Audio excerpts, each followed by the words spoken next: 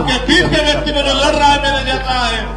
मैं भी 20 साल से झंडा उठा के घूम रहा हूँ और ना सीबीआई रोक पाई, ना ईडी, ना इनकम टैक्स, ना जेल। के चीफ चंद्रशेखर आजाद ने असदुद्दीन अवैसी साहब के समर्थन में कर दिया बड़ा ऐलान। असदुद्दीन अवैसी साहब के समर्थन में चंद्रशेखर आजाद साहब जो कहीं के नवनिर्वाचित सांसद है, उनके बड़े ऐलान करने से पूरे भारत की सियासी गलियारों में मचने लगी है खलबली।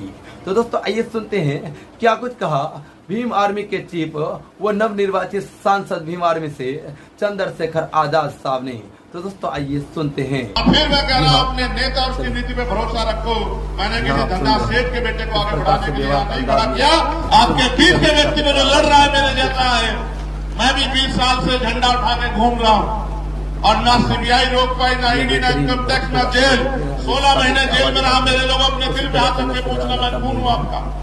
16 महीने जेल में रहा। एक रात मैंने ऐसे काटी। मेरी दवाई बंद कर दी, मेरी मुलाकात बंद कर दी, मेरी किताबें बंद कर दी, मेरा खाना बंद कर दिया, सूखी रोटियां मेरे आगे पटक दी। जी हाँ, जैसा कि आपने सुना किस प्रकार से भीम आर्मी के चीफ चंद्रशेखर आजाद साहब ने अपनी बेबाक आवाज को बुलंद की है और असदुद्दीन ओवैसी साहब सहित जितने भी सेकुलर सोच रखने वाले नेता है, उनके समर्थन में बड़ा ऐलान किया है, जिनके बाद उत्तर प्रदेश सहित पूरे भारत की सियासी गलियारों में हलचल मचता हुआ दिख रहा है। दोस्तों आपको बताता चलूं, एक तरफ नाम निहाद सेकुलर पार्टियां हैं, तो दूसरी तरफ चंद्रशेखर आजाद साहब और असदुद्दीन ओवैसी साहब जैसे सेकुलर सोच रखने वाले नेता है, जो कहीं कि अपनी बेबाक आवाज से संसद और विधानसभाओं की दरो दीवार को हिलाते हैं और इन जगहों पर आवाज उठाकर गरीबों, दलितों, पिछड़ों को उनका अधिकार दिलाते हैं।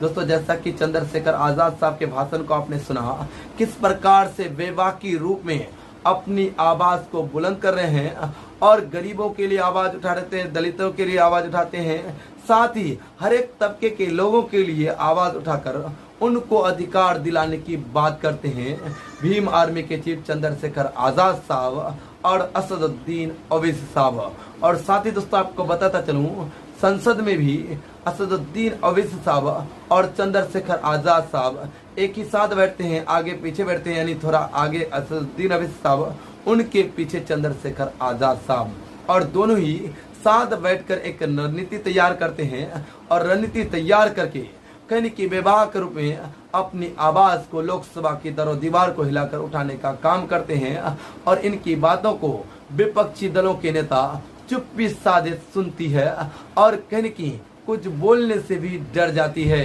क्योंकि ये दोनों खूंखार शेर है। जब ये लोग बोलते हैं तो बड़े बड़े तीर समार खा की कहीं की बोलती बंद हो जाती है।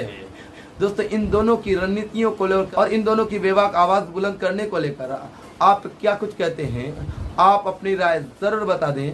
तो दोस्तों कहने की आपकी राय हम तक पहुंच जाए और आपकी राय को लेकर एक बेहतरीन वीडियो क्लिप में हम हाजिर हो सकें। तो दोस्तों आप अपनी राय जरूर बता दें। तो चलिए दोस्तों अभी तक के लिए दीजिए इजाजत, तब तक के लिए जय हिंद, जय भारत।